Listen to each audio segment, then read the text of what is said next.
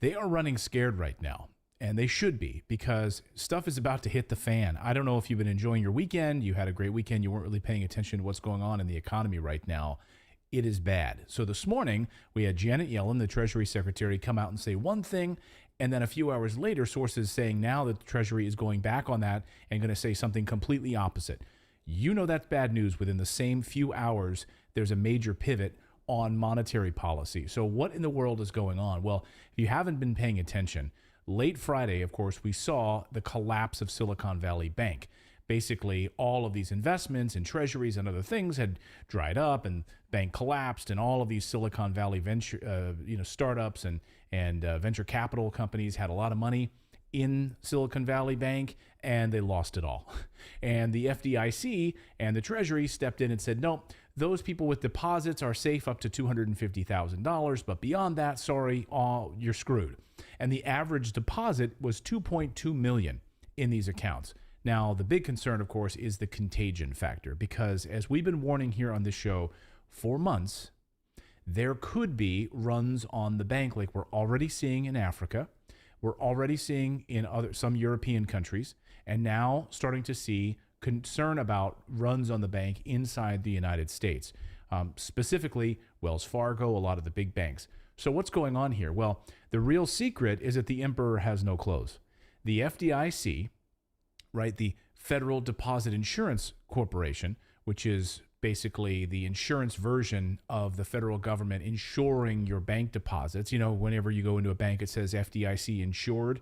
Well, it's insured up to $250,000. But the real story, of course, is that they have trillions of dollars that they have to insure, but they only have a couple hundred billion, about 200 billion in assets to cover all of that. So what happens if you want to take your money out of the bank and everyone decides, you know what, I don't trust the banking system anymore. I'm going to go to cash. I'm going to take my money out. I'm going to put it in real estate and gold and silver or Bitcoin, but I don't trust the banking system anymore. Well, guess what happens? The FDIC doesn't have money to cover that. And if these banks collapse because they don't have the money in the banks either, the FDIC does not have the money to cover it. Now, on my other show, we covered the FDIC, the secret meetings and videos that were released covering where they discussed this openly. The FDIC openly in their meetings discussed it, and they have a plan. The plan is, number one, we got to stop people from panicking first. Okay, we've got to move to block off parts of the economy and certain banks so that people can't take withdrawals from their money. We've got to stop withdrawals, right? So if you want to go get your money out, sorry, not available. We're stopping it. We're shutting it down. So we've already seen this. Of course, we've seen this in some European countries. We know what happened in Greece, right? We saw what happened in Afghanistan when people went to the banks to get their money out. And sorry, bank said, your money's not here. It's gone. What? We've been seeing what's happening in Ghana. We've been covering that. And South Africa. And also in some other African countries as well, experiencing this run on the bank issue. Certain people are allowed to go in the banks and get money, but the average customer is not. They're being told you're not allowed to use the ATM machines. This is Access Bank at Ifako. While a lot of customers are standing outside to have access to the ATM, the security guards locked the compound, the access to the ATM, took some people inside, collected their ATM cards, and have been giving them money in bulk. Here they are. Look at the people. Those are the people they allow. They allow these people in to give them bulk. They give them access to bulk cash. While their customers are out there, restricted from having access to the ATM. This is GT Bank. Only the wealthy elites are able to go into the bank and leave with bags of cash. And we showed you the video of that. And people outraged on the streets. So, you think, oh, that just can happen over there. It can't happen in the United States. Really? So we started to see the first signs of this happening on Friday. Now you might say, oh, it's just a woke sort of leftist, Silicon Valley bank, right? They gave themselves, we know this, they gave themselves raises recently. They were supporting all sort of woke, like left politics stuff. Like that's where they were spending their money. Sound familiar? Sound like SBF, at FTX and crypto, right? That's what they were doing. So they're funneling a lot of money to different political activism stuff. Really? A bank's doing that? So then, of course, it collapses and then the money's not there. The tech industry has been teetering with major problems and all of these deposits are gone. So this morning, we have Treasury Secretary Janet Yellen coming out on the Sunday talk shows trying to reassure the public. And you know the Biden administration's concern when they send out members of their monetary team on television to do interviews on a Sunday morning. Janet Yellen, yet other members of the Biden's economic team coming out and talking about it as well this morning.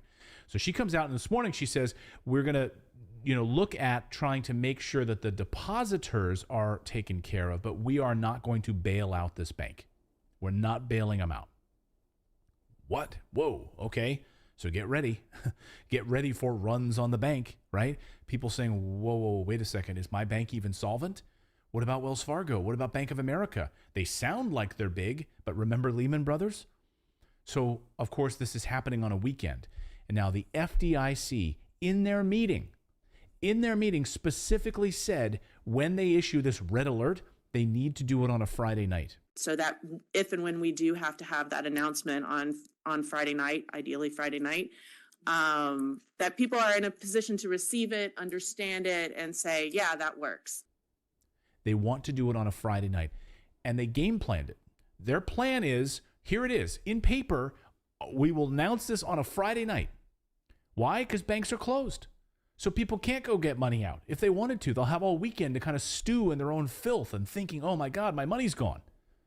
Which is what a lot of people are doing right now. Because Wells Fargo and a couple of other big banks on Friday had technical glitches where people went into their accounts and guess what? Their account balances were zero or negative. How does that make you feel?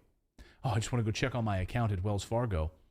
Oh, honey, we have no money. It says right here, our life savings is gone. Zero. This is really happening. Now, fortunately, Wells Fargo apparently fixed their glitch. But what if they don't, right? And what if people are panicked and worried that what happens to Silicon Valley Bank will happen to their bank? See, the real issue here, guys, is that the banks don't have to keep your money. They lend it out and they buy risky assets with it. So they take your money, your deposits, and they lend it out, fractional reserve banking. And under COVID, it went from 10%, they used to have to keep 10% of your money in the bank, down to 0%. Like, this was the smart banking policy that the Federal Reserve created during COVID. So that you deposit $100, they used to have to keep $10 in the bank. Then they could lend out 90 of it in terms of mortgages and loans and car loans, etc. But they had to keep 10. Under COVID, 0. They don't have to keep any of it. So they could invest in all sorts of risky assets. They could do whatever they want. Your money doesn't have to be there. It's not there. So you want to go to the bank? When's the last time that you went and tried to take money out of an ATM and they have a limit how much you can take out, right? Well, go into the teller and say, I have $15,000 here in savings. I'd like to take it all out. Thank you. They're going to look at you and say, you're going to have to come back next week because we don't have that kind of money here. They'll have to go to some central location, have it transported, and you'll have to come back a few days later to get it, if you're lucky. We are affiliated with a 501c3 called We Are the 51%.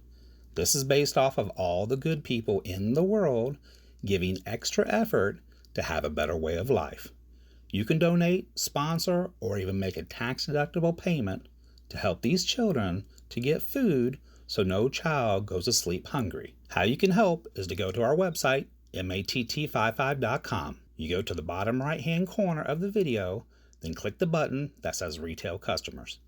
You can choose either option, the $5 or the $40 donation options.